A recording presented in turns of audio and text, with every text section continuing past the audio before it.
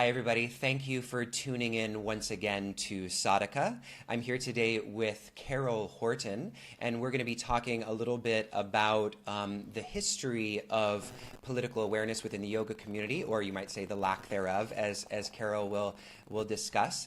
This is actually the third of a five-part series that we're doing this week on our Facebook page, exploring the intersection between yoga, spirituality, and politics.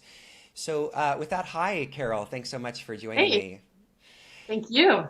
So it's really nice to finally meet with you. Carol and I have chatted before, but we've never actually seen each other's face until this moment that we're doing this recording. So it's nice to finally meet her.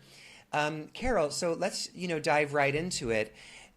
We had talked a little bit before we turned on the recorder about there being a particular historical trajectory around kind of political or lack of political awareness in the yoga community generally. So can you sort of take us on that journey, that historical journey, and talk a little bit about that? Yeah. So to keep it bounded, I want to focus on what I see as really the wave of modern yoga that we would be most still riding, which is the wave of popularity that really revved up in the 1960s. Yeah. Okay. So focusing here on yoga in North America, the United States in particular, go back to the 1960s, and there's basically two kind of cultural locations where yoga started to become more popular. One was the counterculture, hippies, etc. Yeah. And the other was what we might call the holistic health community, which at that time was much more fringe than it later became. Mm-hmm. Okay. And so in the 60s, the counterculture, generally speaking, you might say it encompassed the New Left and the hippie movement. But when I say counterculture, I'm referring more to that sort of tune in, turn on, drop out kind of part of the counterculture, not the New Left sort of, we're going to go in the streets and protest the Vietnam War and so on and so forth, Black power, civil rights, all that. So there was, obviously those two things there was a lot of interaction between them, but as you got into the 1970s and there was a lot of disillusionment with the political movements and a lot of obstacles and challenges and problems that were encountered, there was more and more of a divergence. And I think the yoga really went with the part of the counterculture that was oriented towards withdrawing from society, setting up alternative communities, really looking to other cultures, other ways of life, kind of radical alternatives to sort of everyday life in America, right? And by and large, it was that part of the counterculture that I see yoga is bound up with, was really moving away from politics. And even at the time, even back in the 70s, there was a lot of critique of that whole kind of nexus of countercultural movements as being so apolitical that they were kind of leaving the political sphere open to a lot of negative developments. And then the holistic health community, I think, was then and continued to be much more focused on one's own individual health and really looking very systematically, what am I eating, how am I exercising, this kind of thing, but not really thinking in terms of how to say environmental policy matter in terms of how available healthy food and air and water is going to be, and then getting involved in, advocacy to make sure that the EPA is, strong or something like that. So I think yoga has really grown up in the United States in this more recent wave, beginning in a pretty apolitical context. And then when yoga became more popular, even more popular in the late 90s, early 2000s, where there was really a big yoga boom, that's when all the commercialization really came in. And that really, the countercultural part kind of dissipated, except insofar there was a orientation to sort of this,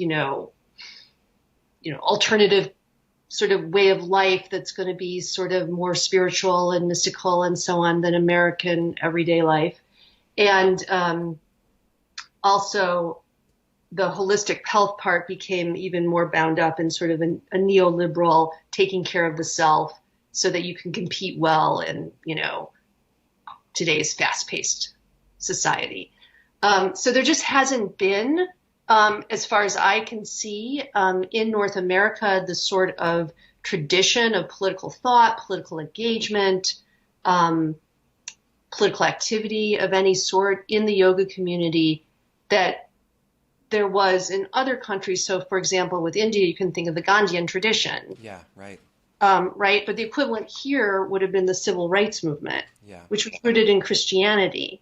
And so up until really the present day, I think the social movements that have integrated some sort of spiritual practice and political engagement in the United States have been very much what we call religious, rooted in the Christian church or, the Jewish synagogues, not in this sort of yoga and mindfulness world. Yeah. Well, I'm really glad that you brought up Gandhi because I was sort of hearing, somebody in the back of my head, offering the kind of rebuttal that, well, if we look back, historically at the original place of yoga, this was like abstracted from as well. It wasn't as immersed in the kind of material realm. We talked a little bit about this, dualistic division of spirit and matter when I was talking to Shambhavi the other day. So I'm really glad that you brought up, that, within where we typically associate the origin of yogic culture to be, there is precedent for this kind of intense engagement. So with all that historical background, and thank you for taking us on that journey. I think that's really interesting and will be really educational for people. Where does that sort of place us now? We have these two streams that are, in a sense, neither of them appropriately political, if appropriate is the right word. Where does that put us as a culture, and what kind of problems are we now presented with as a result of that history?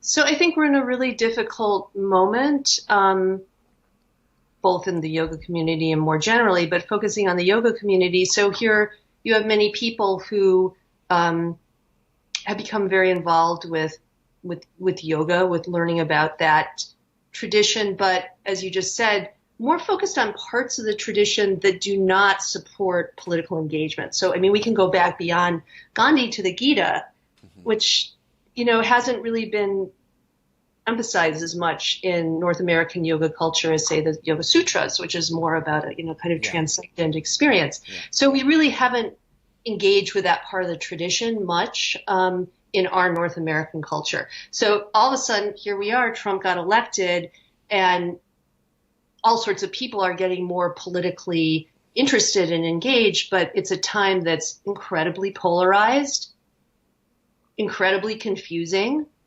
incredibly fast-moving, and really unprecedented and confusing even for people who are experts in politics. So now you have a community that doesn't have a tradition of, say, our own lobbying groups or, discussion circles or teachers who are really deeply versed in politics. Of course, there's exceptions and there's certain organizations, but on the whole, we don't have anything to build on. Yeah. So people are kind of swept into this maelstrom, which, again, I think even for people who are activists, are, elected officials, it can feel really overwhelming. Yeah, right. Yeah. So that's very hard. Mm-hmm. Yeah. Yeah. So, I wanted to sort of bring up, I was thinking about, this idea of being nonpartisan, and I guess from a certain sort of, from a certain interpretation of the philosophy of the tradition, one might say, one might be inclined to think that we should be trying to rise above, there's that transcendent kind of image again, rising above this sort of like divisive, divided rhetoric of of the right and left, and there's a sense that to be a true yogi is somehow to be nonpartisan or to be above partisanship. But I was, I don't know if I understand what even the word partisan means correctly, but it seems like it's more than, and I'd love for you to speak on this, it's more than simply like, different opinions about how the economy should be structured or different opinions about this or that. It seems to be the very, and this is something that made me sort of was inspired by what Shambhavi said. It seems to be like a rift in consciousness. There seems to be a certain degree to which I just cannot like get inside the reasoning of somebody who operates in a totally different consciousness space. Does that make sense? Do you think there's like fuel for that understanding, or do you think that's sort of not the right way to look at it? I guess my background is social science professionally, so I guess I have a high degree of confidence that if I had enough time to really study and learn about what people who have radically different views than me believe about politics today, that I could understand it. Yeah. I just think it would take time. Like I would have to read the news sources they'd read. I'd have to have some idea of, the history of their kind of particular social location that they've grown up in. What sort of schools did they go to? How have recent economic changes impacted them? What sort of gender roles were they socialized into? I mean, there's all sorts of things that I could study and learn about, and that the more I understood that, and then ideally, talking to people,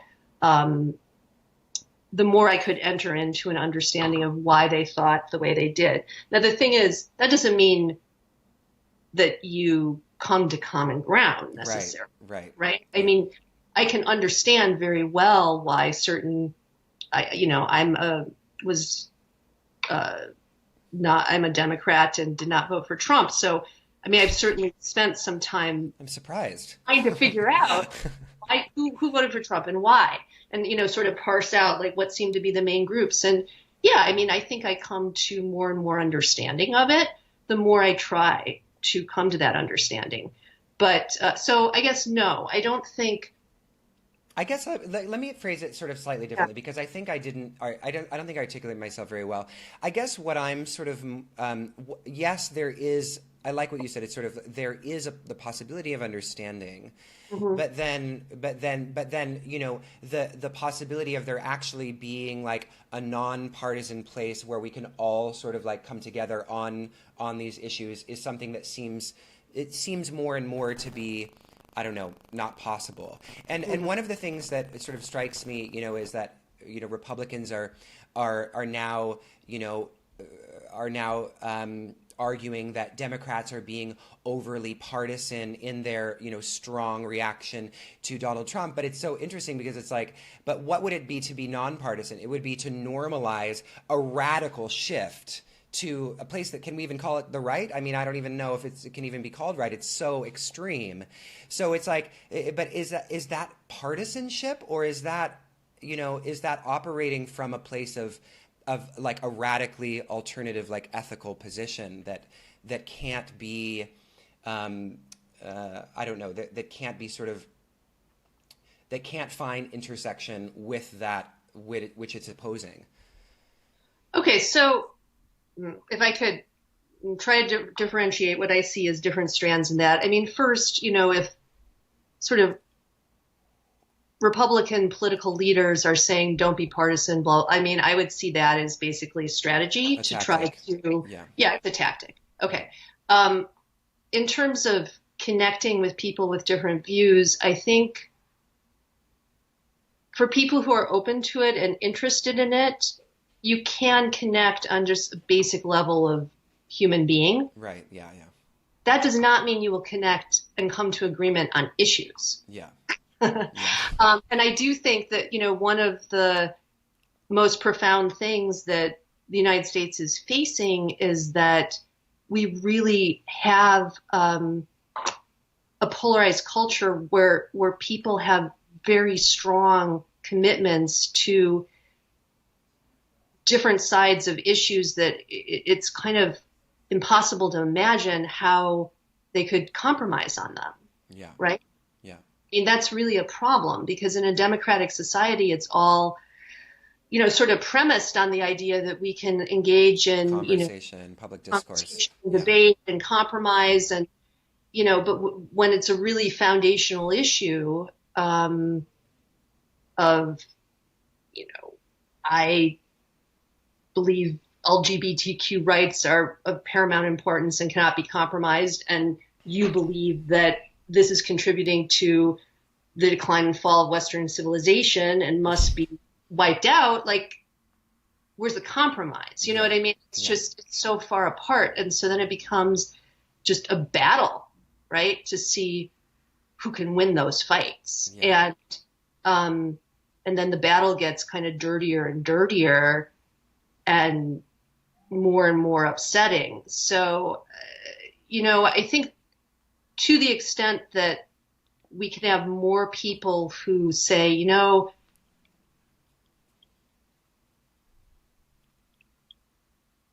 let's try to differentiate where we just can't compromise and how to find a way to live together in the same country without destroying us all. Yeah. And find other things where, okay, it's not so polarized and we can compromise on that. I mean, that would be helpful. Yeah. I'm glad you mentioned that as mentioned that about like the loss of the ability to engage in public discourse, to have this kind of like Arendtian sort of public realm where, we can where we're actually looking to seek common ground. Like that's our overall intention. That's what we're emotionally invested in, is actually coming to a place of experiencing some kind of commonality.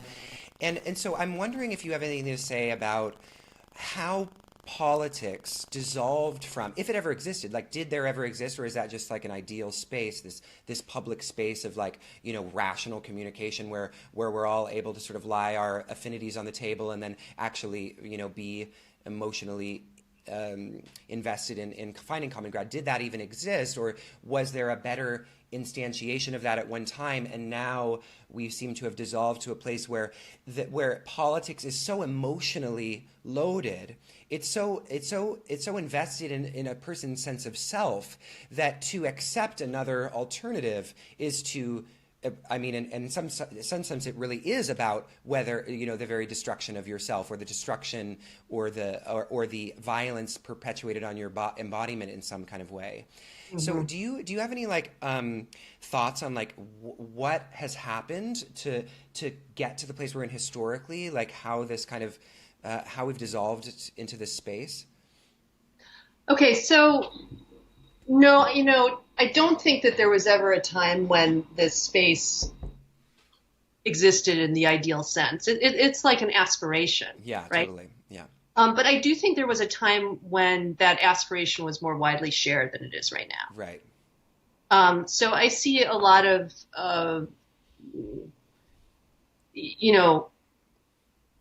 the struggles around democracy as, trying to realize better versions of it and having various forces, sort of beat those shifts back. I mean, I guess, so no, I mean, it never existed.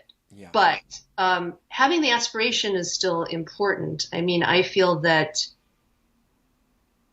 just because it's sort of like the arguments I had about whether or not to vote for Hillary Clinton with a lot of people. Yeah. It's like, just because you can't have your perfect candidate doesn't mean that you shouldn't vote for the better candidate. Yeah. Right? So that's sort of how I see politics in general. And I think that's also kind of getting at how I see one of the problems with the yoga world is that I feel like to engage in political life, you kind of have to be willing to shift gears into a place where you're working in the material world to try and build something, but it's a collective project that's part of a long historical trajectory, and you're not necessarily going to have the sort of pure realization of what you want experientially right now. Yeah. So do you see that as being at the heart of like the all or nothing political stances of people. I saw that a lot too, and I didn't get it. I don't understand that kind of like Bernie or bust mentality. Why would you agree to laying waste the culture through a Trump administration simply because you didn't like get your cake that you wanted? Like, I don't get that. I don't understand what inspires that. Do you have thoughts on what inspires that? I mean, you sort of said it, I guess. I think that human beings are generally wired to want clear, right answers to big, complex, messy problems. And, the more we're either, fearful or lacking an understanding of the complexities involved or manipulated expertly by people who don't want us to understand them. I mean, there's all sorts of things that can help sort of push our propensity for wanting the right answer into a high gear, right? Yeah. And I think it's very hard to kind of pull back from that under many circumstances, and the sort of circumstances that are building up are by and large really encouraging that, both on the right and the left. There's a lot of fanaticism. Yeah. So that's a good segue into something that that we were gonna talk about before we start to get more positive, is blind spots. So, you're talking about this historical trajectory of politics in the yoga culture and community and it being not so present. So what are, as yoga practitioners or the yoga community starts to play around with being more political, what are some blind spots that you're witnessing in terms of that evolving political awareness? So I guess, again, there's always exceptions, but in terms of problematic patterns, I guess what I've seen is sort of a bifurcation between this sort of red hot fanaticism of like, this is the only candidate and it's that or nothing, and sort of just to sort of put the blinders on intensity, or on the other hand, a kind of superficial, my activism is to be nice to everybody. That's what's going to change the world. That's the most any one person can do. This kind of very light, nice, avoid all conflict, because you're just not really engaging that much, but saying that's being engaged. Yeah. So I've seen those kind of polarizations, like overly light or overly fanatical. Right. So then what's our middle ground then? So moving now into, how our yoga practice and the principles that, we appeal to as yogis, like what's the good news? So,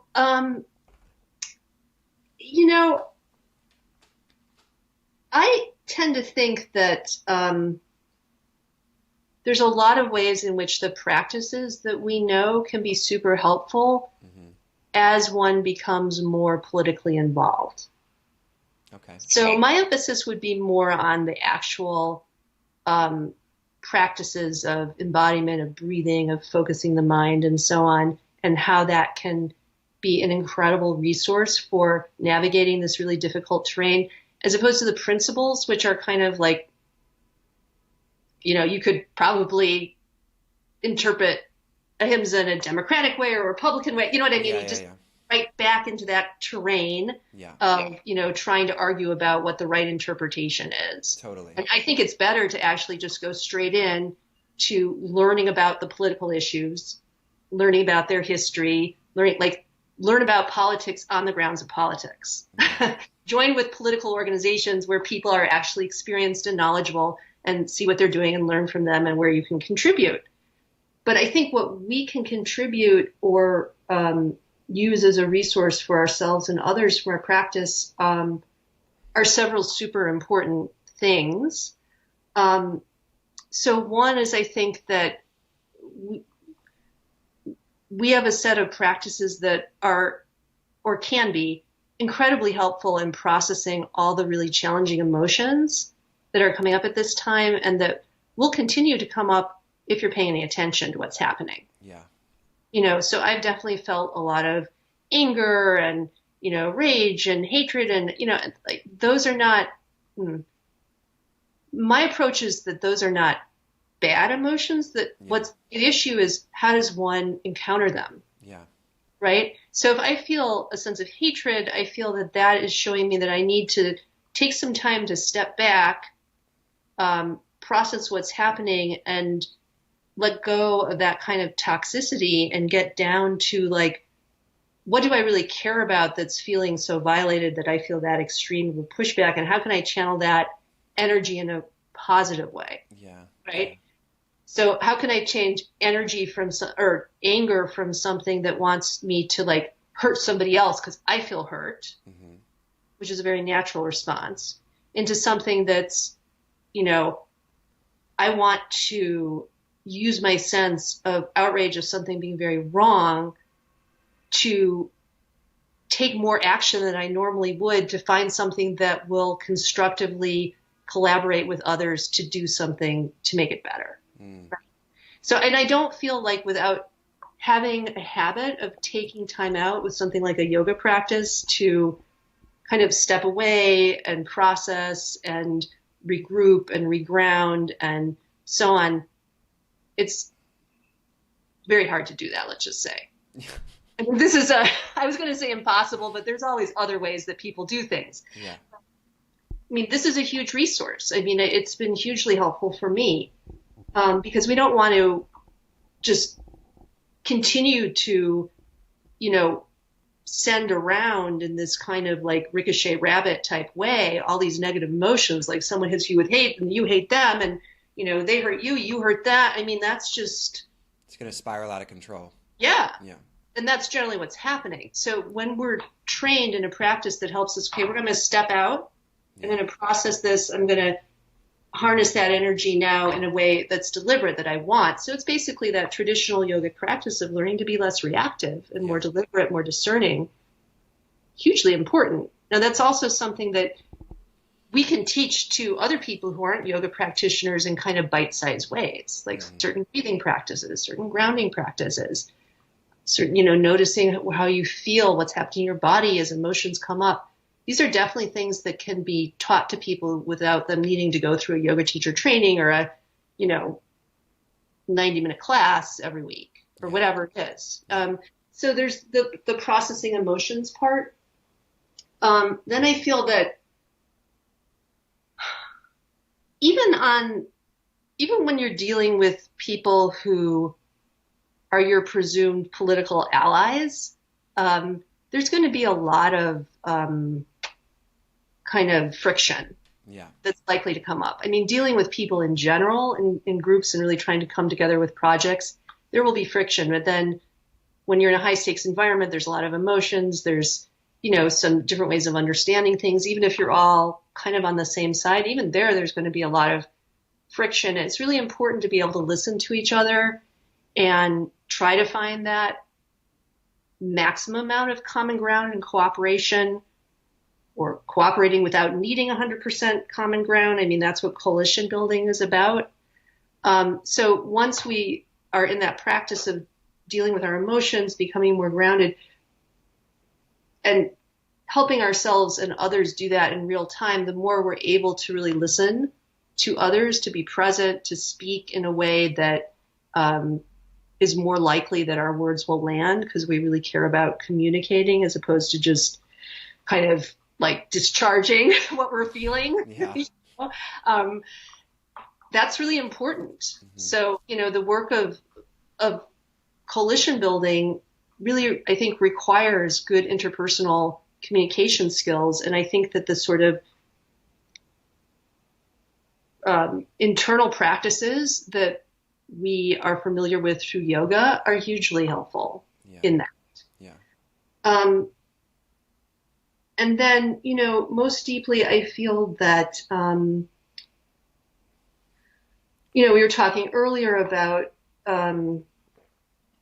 are there ways in which it's just impossible to connect with other people and so on? I mean, I do feel again that if people are open and interested in it, even if you have incompatible political commitments, it can be possible to connect just on a deep level of sort of being, where you're not at the level of concepts and words and, but that sort of groundedness of just really being alive in this present moment, in this strange kind of journey of being human at this time together. We're here, and that there's a sort of felt sense that develops when people, do a practice like yoga together that is connecting, that is humanizing. Yeah.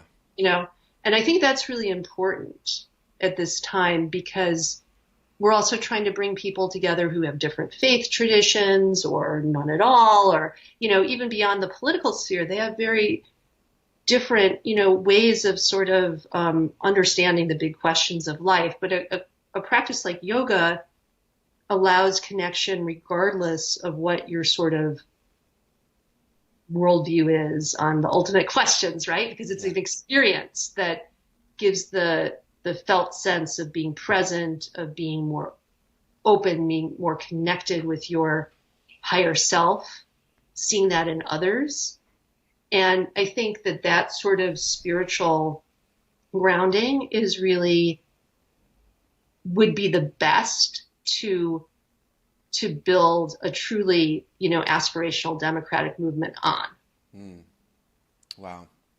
Those are really good sort of, I really like the way that you were talking about using yoga as a way of starting to acknowledge and deal with and work through your own sort of reactivity as a way to then become better at interpersonal communication, because I think there is sort of a way of thinking about yoga as a merely internal practice, or it's just for you, and really this is actually a practice that is deeply in service from your point of view of this kind of public dialogue. So that's great. Thank you so much, Carol. So actually the last thing I just wanted to ask was, for those who are maybe interested in becoming active in a more more public way, do you have any suggestions for organizations that you like or are involved in that you would like to share? Mm-hmm.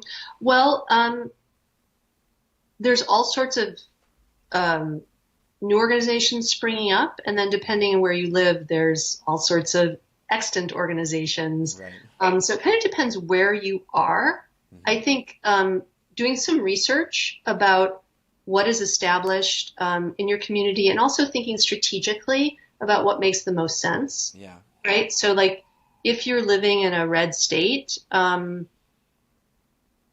if you're a Republican, I think the strategic choices about how you could make the most difference are very different than if you're living like me in this, bluest neighborhood and blue city. You know what I mean? It's like, so I think a lot about the location and how you connect then with the larger political structures of parties and advocacy groups and so on where you are. So I think it takes some research. So where I am, I'm interested in connecting with a group called the People's Lobby, which is in Illinois and basically is an independent group, but that builds coalitions within progressive democratic circles and supports any candidates or causes that are seen as part of a really progressive agenda, but is independent of the Democratic Party. But, that doesn't exist in all states. Right. Similarly, I think for people who have any openness to more traditional religious institutions, those can be great resources. Like my local Unitarian church just had a social justice fair of 250 people showed up, all sorts of organizations representing, talking, connecting. And I was so impressed. I went there the next day and just immediately hooked up with people doing, Black Lives Matter work and prison justice work. And, that church has a long history of that. And they have a whole network of other Unitarian churches that do the same thing. So it's like, do you want to plug into this? Here you go. Yeah. It's easy. It's already all there. That's what I mean about having the history, having the infrastructure. So I think rather than kind of trying to invent everything from scratch, finding out what's happening where you live that you can become a part of, and having those in-person relationships, I think, is really valuable and important. Right. But, what's going to work for who all depends on who you are and where you are and what's there. Yeah, great. Okay, so then where can people find out more about you? Website, do you have anything coming up that you want to share? Yeah, so my website is carolhortonphd.com, and you can find out my books and writings and yoga teacher training offerings there. I'm also vice president of the Yoga Service Council. That's yogaservicecouncil.org, and we have our annual conference coming up in May, May 19th to 21st at the Omega Institute in New York. Oh, nice. Okay, so anybody who's watching who's from New York City, maybe you can head up. That's in May 19th to 21st? Yeah. Excellent. All right. It's been such a pleasure to talk to you, Carol. Thank you so much for taking the time to chat with me today. Thank you. And I'll speak with you soon. Okay, great. All right. Bye-bye. Bye-bye.